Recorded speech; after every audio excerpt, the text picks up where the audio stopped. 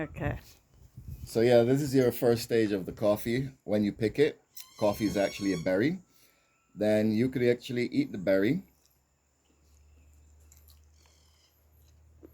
and it's just surrounded by pulp. Mm. But then that's the two seeds, and then you leave that overnight to ferment for about 24, 48 hours.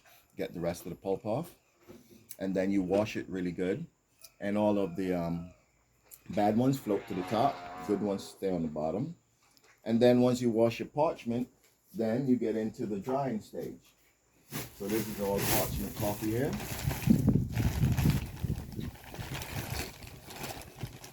You always make sure it seals because coffee is very humid in it. And look at that. That's clean coffee in the parchment stage. So that's just the berry, and then how do you normally, you don't normally eat off the berry, so what do you normally do to get the berry off? You have to depulp it. You have a machine that you throw it in by the 5 gallons, and you depulp it. And once you depulp it, then you get this, but with all of the pulp still around it, and you let that soak for about 24 hours. And then soak in water, just so the rest of the pulp can come off. And then you go through and you wash the beans really good to get this. And then once you have this, you have to sun dry. But you know, if you're a big coffee corporation, you got machines to dry it, but I do sun dry. And how long does it sun dry? You need a good at least 8 days of sunshine. But the point is, your coffee is between 10 and 13% humidity. So you want to dry this until this becomes that. You can't put it through the machine until it gets between 10 and 13% humidity. If not, you'll ruin your machine. And you know, coffee machines are quite expensive. Then after you run this through the machine. So how can you tell, looking at it, that it's dried out enough? Us locals know, like you can hear it. See how hollow it is? You can hear it's hollow. And that's just by feel.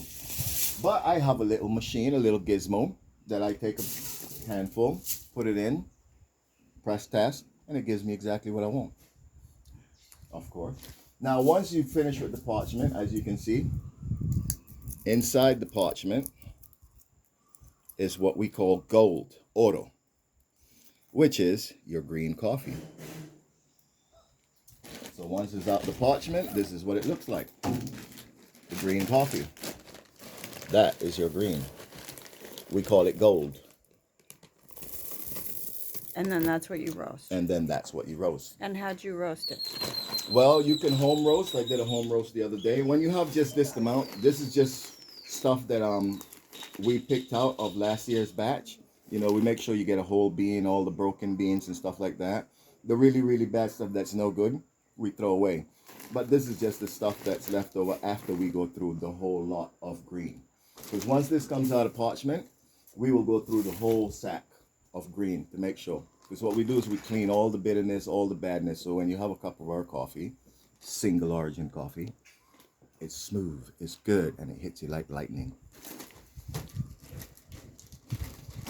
So after we take the parchment out, then we go through all of this, and that's your green. So you can only roast like 50 pounds at a time. But because I have these left over this time of year, we run out of coffee. We don't like to run out of coffee, our own coffee. So I hand roast this, and I do it in a terracotta pot. So are we going to hand roast that later? If you like, we can. Yes. And this is, right now, this is at 14% humidity. So I've got about one day and a half of full sunshine to get this down to, you know, between 10 and 13. And then I can take to roast.